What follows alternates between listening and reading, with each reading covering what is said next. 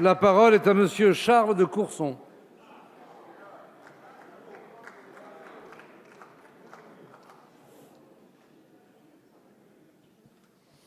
Ma question s'adresse à Monsieur le ministre de l'Intérieur. Monsieur le ministre de l'Intérieur, à la demande du gouvernement, le groupe La République En Marche à l'Assemblée nationale a repris à son compte une proposition de loi présentée initialement par le président du groupe Les Républicains du Sénat, Bruno Retailleau, visant à prévenir et sanctionner les violences lors des manifestations. Et cette proposition de loi avait été adoptée au Sénat et votée sans l'approbation du gouvernement. D'après les médias, un avis a été demandé au Conseil d'État par le gouvernement sur un projet d'amendement qui visait à modifier l'article 1er de cette proposition de loi qui définissait les périmètres de sécurité. Par ailleurs, plusieurs membres de la majorité, dont le député du Calvados Alain Tourret, avaient également demandé que cet avis du Conseil d'État soit rendu public. D'après ces mêmes médias, il semble que le Conseil d'État se soit montré dans son avis très opposé à l'une des mesures de la proposition de loi. Monsieur le ministre de l'Intérieur, notre groupe a 3 questions à vous poser. La première, est-il exact que le gouvernement a sollicité le Conseil d'État sur un projet d'amendement à l'article 1er de la proposition de loi dite anti-casseurs?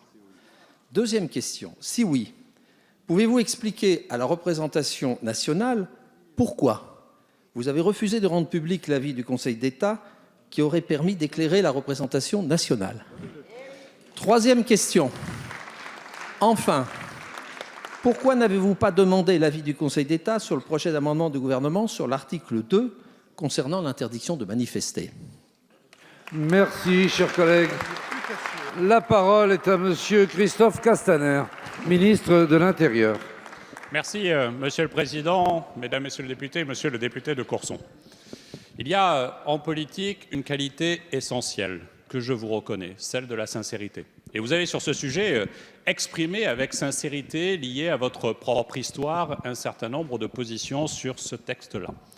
Mais il faut faire attention à ne pas tout mélanger, et en particulier sur la question que vous me posez. Et donc si vous m'avez posé la question précise que je reprends, est-ce que le gouvernement a demandé un avis sur l'article 1 du texte qui a été présenté en discussion? La réponse est non.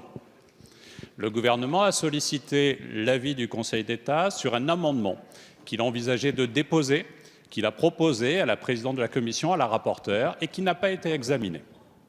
Les choses sont claires, nettes et précises.